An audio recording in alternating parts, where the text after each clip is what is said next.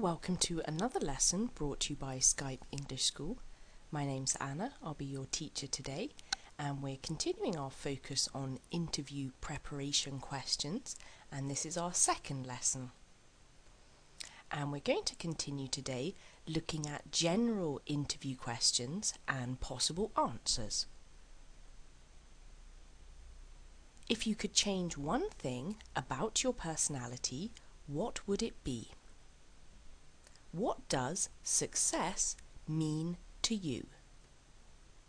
What does failure mean to you? Are you an organised person? In what ways are you organised and disorganised? Do you manage your time well? How do you handle change? How do you make important decisions? If you could change one thing about your personality, what would it be? This question is another variation to the weakness question. To answer this question, think of a person you respect and the trait that they have you really like. I get easily frustrated at people who don't work hard, but I know people have different work styles and different work habits, so if I could change something, I would like to be more understanding. I have high expectations and I have these expectations on others. I think if I was more understanding, I could help other workers improve instead of being disappointed. I would like to be more of a risk taker. I always do my work and complete it at an exceptional level, but sometimes taking a risk can make the work even better. I'm working on this by thinking the issue through and weighing the pros and cons. I would like to be more of an extrovert. I'm a little quiet and a little closer to the introvert side. I would like to change this because I would appear more friendly. What does success mean to you? There are many things you can say. This type of question doesn't have a wrong answer. All answers will be correct. So the best answer is how good you can actually make the answer. To me, success means to have a goal, plan the steps to achieve the goal, implement the plan, and finally achieve the goal. Success means to achieve a goal I have set for myself. Success means to produce high quality work before the deadline. Success to me is knowing that my contributions positively impacted my company. What does failure mean to you? You may believe that failure is not achieving your goal no matter what, or you may believe failure is only when nothing is learned from the failure. Failure is when I do not reach my goal. I think to fail at something is making a mistake and not learning anything from it. To me, failure means to have a goal and not do anything about it. I think failure is not reaching your potential. If you do not use the resources you have and the resources around you, that's failure because the work or goal could have been done better.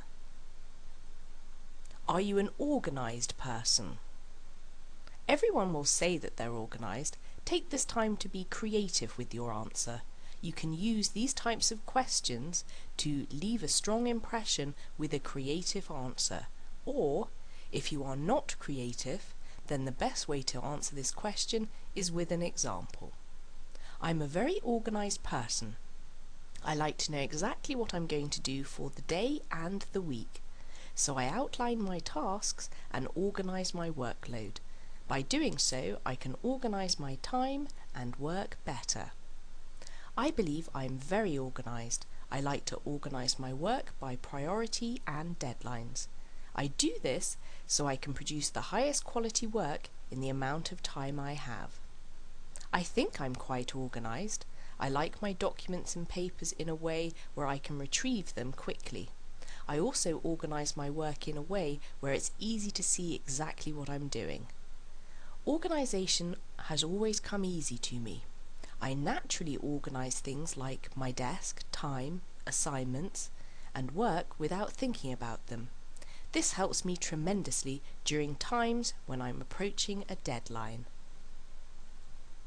In what ways are you organised and disorganised? This is another variation to the previous question. This question is a little better because the question wants you to identify an area that you are disorganised in. Make sure to emphasise the organised portion of the answer. I'm very organised with my time and work, but my desk is a little disorganised.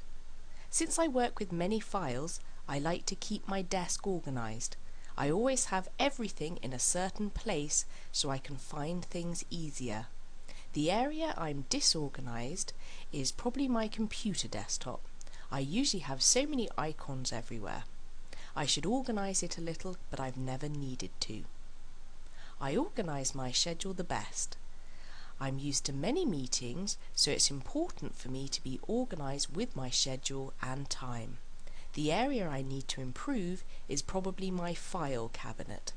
I started to sort things alphabetically, but when I'm busy, I start putting things in there. It started getting hard to find things, but this is something I'm going to fix. Do you manage your time well? In what ways do you manage your time well? The first question is a little easier. The second question is more difficult because it requires an example. I know I manage my time well because I'm never late to work and I've never missed a deadline. I'm good at managing my time. I stay busy both at home and at work, and being able to manage my time is necessary for me to do everything that I want to do. I manage my time well by planning out what I have to do for the whole week. It keeps me on track and even helps me to be more efficient. How do you handle change? Are you good at dealing with change? Dealing with change is common in the workplace. A simple yes will not be sufficient to impress the interviewer. You must communicate that you are really good at dealing with change. I'm good at dealing with change because I'm a quick thinker. If new information makes us change our marketing strategy, for example, I'll be quick to analyse the information and create a plan to make the changes. I've experienced many changes previously. I handle the situation by quickly coming up to speed on the changes and applying myself to make them a success. I'm good at dealing with change because I'm flexible with my work and abilities. I'm not afraid of learning new and difficult things. Whenever I'm faced with a change, I put in extra effort to make the change a smooth transition. I handle changes smoothly. Whenever there's a change of any sort, I analyse the situation and I always try to find ways I can contribute to the change in a positive way. How do you make important decisions? There are many answers to this question, and if you have a reasonable method of making decisions, it will probably be sufficient. I make important decisions by examining all the details and then weighing the pros and cons for each decision. I gather all the information I can find, and based on the information, I'll come to the best decision I can. If I know a co-worker was in a similar situation, I wouldn't hesitate to find out the results to make sure my decision is the best one. I believe all decisions should be made by having all the information. If you are missing an important detail, it's easy to make a bad decision. So I make important decisions by having all of the information. Important decisions are made by knowledge through information and wisdom through experience. I'll gather all the information I can find and then apply my experience while analysing the information. With this combination, I'm confident I'll make the correct, important decisions. And that just about finishes our lesson today on interview preparation. I hope you've enjoyed it and you'll return for the next lesson. Sign up for a free 15-minute trial lesson with one of our highly qualified native-speaking English teachers. visit us at skypeenglishschool.com.